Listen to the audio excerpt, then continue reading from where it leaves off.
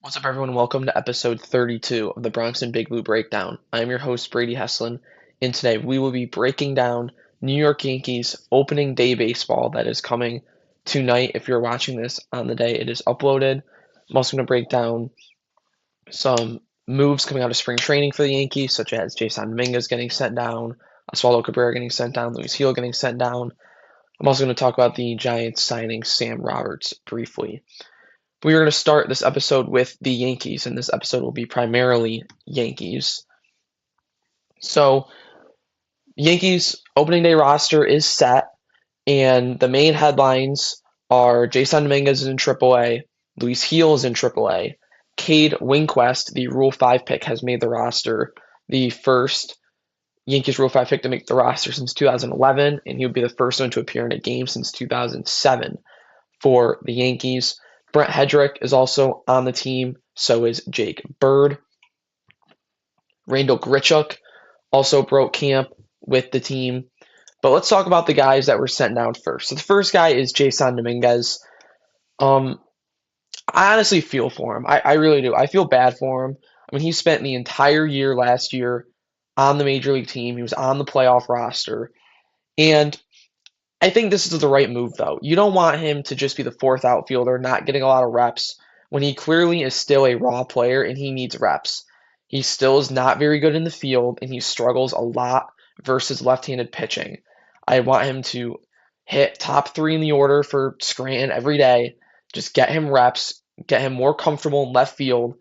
And then next year, when they will probably move off Trent Grisham, unless he has another phenomenal year and they have no choice but to pay him, then Dominguez will be ready to step into that role to be the everyday outfielder and show the potential that we know he has. But he really just needs reps, and on the major league team, he would not get that. So I think the right move is sending him to AAA. Oswaldo Cabrera is another one that kind of sucks. I mean, he's been in the major leagues, the last couple of years, coming off the injury. I didn't know if they were going to do something like trying to have it be like a rehab for him, but they just flat out optioned him. He was kind of just the odd man out. You have Abed Rosario, who can kind of be a utility guy. Caballero is, the true utility guy. He's got to start the year, obviously, at shortstop. But, Goldschmidt's obviously going to be on the team. They want to go with the second catcher in Escara. So it has to be, Oswaldo's just the odd man out. And I think, in my opinion, you know, any injury really, whether it's Ahmed Rosario, um, Jose Caballero, even an outfielder, I could see a world where they go to Cabrera over Dominguez. I mean, now if Grisham goes down, they probably go to Dominguez, and he probably platoons with Grichuk. But I could see a world where maybe they want to go with Oswaldo, and then they, run more of a, Grichuk, and you can even experiment with Oswaldo in the outfield. He had played there in the past. Um, but again, hopefully he can just get some reps in AAA, get his leg, up to 100%, and he'll be ready when called upon because I think both of those guys, obviously, at some point in this year, are going to be up in the majors. Injuries happen. I mean, Giancarlo Stanton, he's, due to miss at least probably 40 games a year. So there's going to be opportunities for these guys, and they just got to hopefully work hard in AAA, get reps, and make the most of their opportunities when they get them in the majors. Paul DeJong is another one who is in AAA. I thought he had a shot at making the roster, but they ended up going with Grichuk and Escara on the bench, and he was another guy that just wasn't really a spot for him. They're going to roll with Ryan McMahon as the backup shortstop to start the year. That's a little scary to me. I think hopefully Caballero can just play every day, but if there's an injury there, we'll see if they go to Oswaldo or DeJong, from AAA. But I honestly expect DeJong to opt out at some point. I don't really see him staying with the Yankees past like May. Um, but we'll see. Obviously injuries happen, and he's a serviceable level player, um, and that kind of thing. So Max Schumann also in AAA. He had a solid spring, but again, there's just he's blocked by a couple guys, and they got him in a deal. Again, can never have enough depth. Um, Angel Chivilli also sent down to AAA. he spent the past 2 seasons with the Rockies in their bullpen. I think this is kind of like a Jake Bird situation from last year almost, except Chivilly's younger. Um, they probably have things that they want him to work on. He can work on those things in AAA. I would expect him to be one of the first guys called up.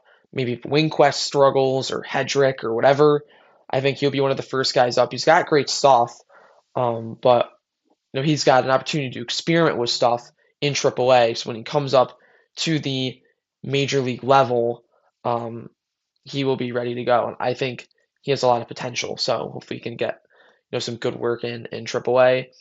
And then Eniel De Los Santos as well sent down to AAA. He had some solid moments last year, so I also would expect him to be a guy that will pitch at some point for the Yankees this season.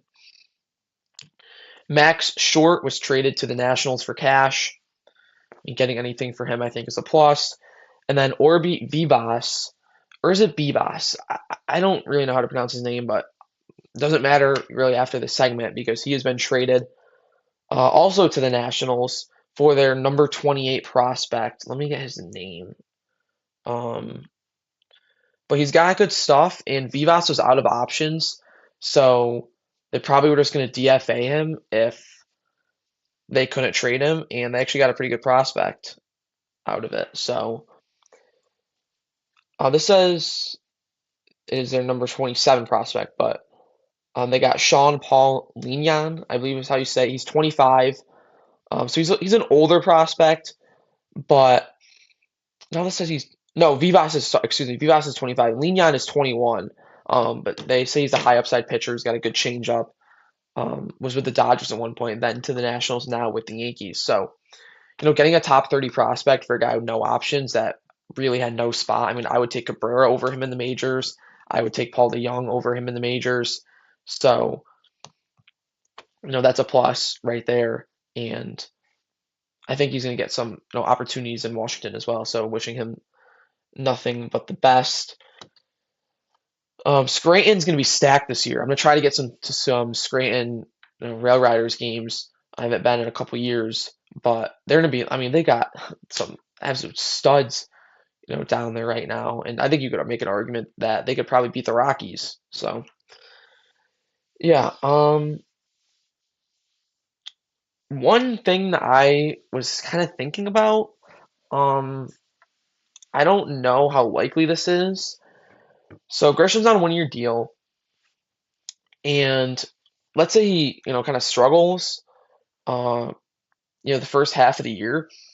Is there a world where they trade Grisham maybe for a bullpen piece or, a right-handed catcher or something, and they just give Dominguez a shot the second half of the year, depending on how the year is going? Like, I haven't heard this from anybody. I don't really know. It was just kind of a thought that came in my head. Like, could Grisham possibly be a trade candidate at some point? I really think that the Yankees just were not anticipating him being back or anticipating him taking that qualifying offer. I think that really kind of messed with some of their plans, which it shouldn't. And I've been saying all offseason, I'm probably in the minority here, but I'm actually glad Grisham's back. I mean, you get a 30 plus homer guy with Gold Glove level defense in center field for 20 some $1 million on like a prove it deal. Like I think that's a good thing. Having to send Jasson Dominguez to AAA is a good problem. That means that you have, some really good players up at the major league level because he would be a major leaguer just probably for 26, 27 other MLB teams, maybe more. Like having Cabrera in AAA, having to send Luis Gil, a former Rookie of the Year, to AAA, like that is a good problem to have. And I do want to talk about that a little bit. This one's been tough for me to kind of wrap my head around. I understand with how the off days are lined up and whatever, the Yankees only need 4 starters to begin the year, so they're carrying an extra bullpen arm. But if I was Luis Gil, I would be livid. Like I would be so upset if this is how the Yankees were treating me. I mean, he's a former Rookie of the Year. He showed his potential. He hasn't been great to end last year in spring training or whatever.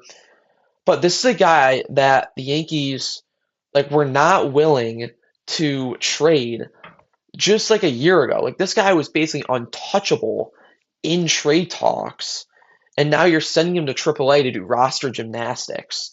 Like, I just don't think it's a great look. Again, I understand why they're doing it. They don't need a fifth starter until April 11th, and he'll probably come right back up, when that happens. But, then what are you going to do when Cole comes back? Or like, I just, it feels like he's the odd man out here, but it's like, what do you do with him? Are you going to trade him now, where like his value is really low? Like they really missed out on an opportunity there. So, again, I understand why they're doing it, but it's just not a great look. Um, Now we can kind of talk about some guys that made the team. First one's JC Escara. Aaron Boone's talked really highly about him. Um, Ben Rice only caught one game in spring training, so not really surprised by that move. And I'll say it now, I'm fine with him being on the team. I understand why he's on the team, whatever. But don't make it a situation like last year where he's on the team but you don't use him. Like, use him as the backup catcher. If you're gonna have him on the team, don't have Ben Rice catch. Don't have him catch. Or have him catch one every like 20, 25 games, right? I mean, there were times last year he'd be on the team, he wouldn't get in the game for weeks. He was just wasting a roster spot while you have like an Oswaldo Cabrera who's a utility guy who could be up in the majors and actually helping the team. Instead, you have Vizcarra just sitting on the bench doing nothing. Like, actually use him, in certain situations as the backup catcher. So that's my thoughts on him. I'm not surprised Grichuk made the team. The Yankees have been interested in acquiring him for years now. Great against lefties. So not surprised there. Um, I talked about Cade Winquist already. Jake Bird also on the teams. Hopefully he looks better than he did last year. Um, Brent Hedrick, again, Yankees have three lefties in their bullpen to start the year. I think that's a good thing. But I think he's probably the first guy to go. Like, if I had to take a guess, he'll probably go down and he'll come up on the 11th unless there's an injury or something.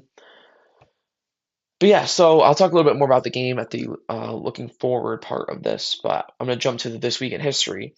So on March 23rd, 2005, the Yankees acquired Randy Johnson.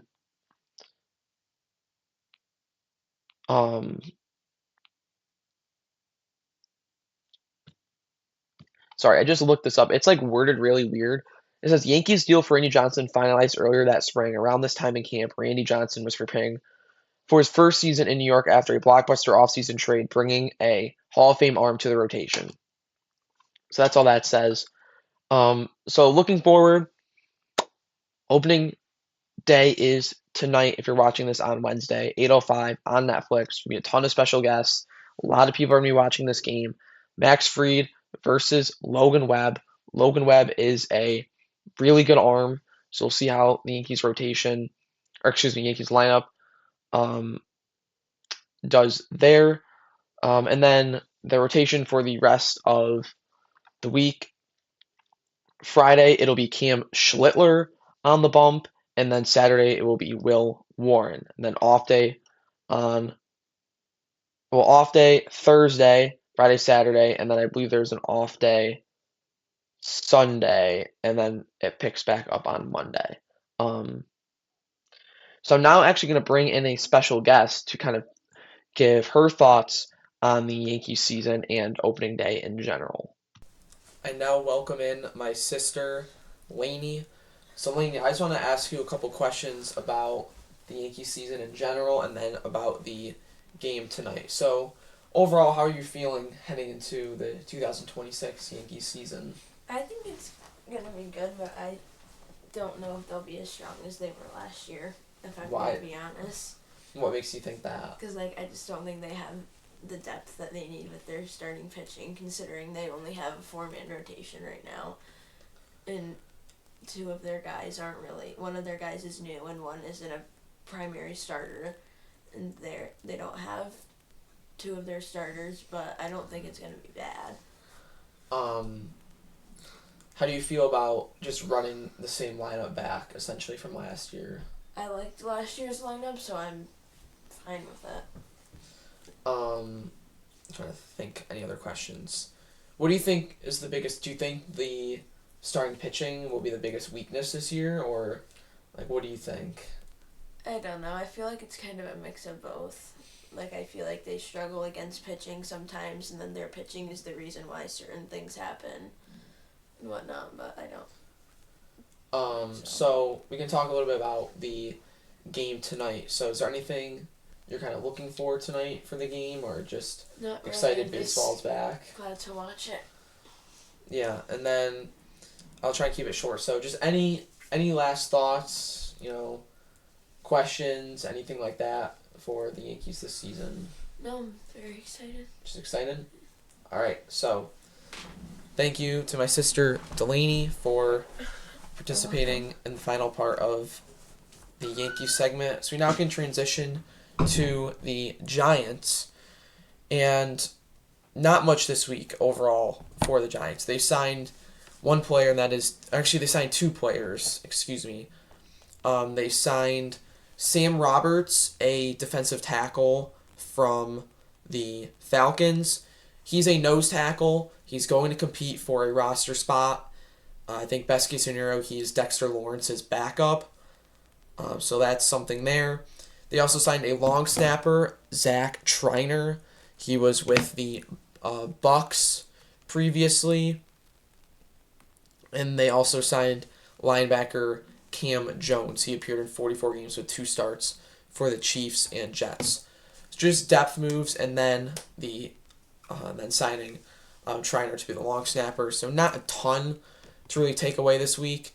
The bigger thing is just that still no guard. Sam Roberts, that's not really filling anything at defensive tackle.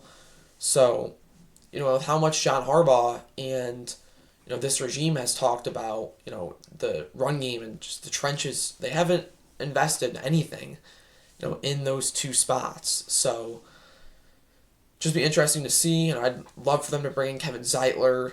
Obviously, Greg Van Roten is still out there, and if they run it back with the same line, that's fine. But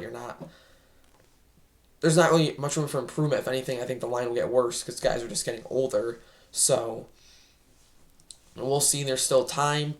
The tackle is honestly the one I'm most worried about because there's not much out there. They brought in Shelby Harris for a visit. But it's a weak free agency class, and I hate when teams kind of trap themselves into a spot where they have to draft a certain position in the draft, like what the Giants did with center and John Michael Schmitz.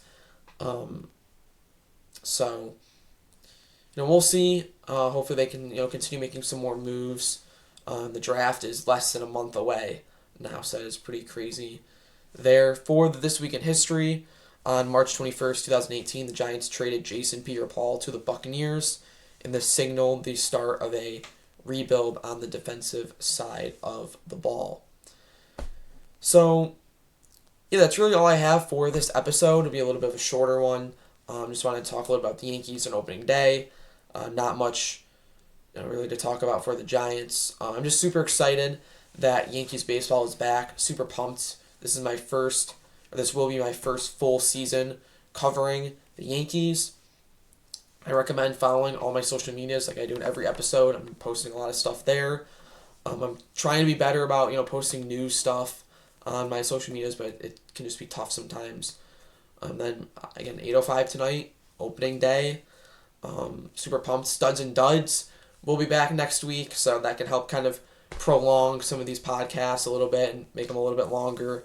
I also might bring back, some fan mailbag stuff and just try and keep this fresh and, maybe incorporate some new segments. I'm not really sure, but just super excited to begin the 2026 Yankees season. So please subscribe, and follow. And until next week, let's go Yankees and let's go Giants.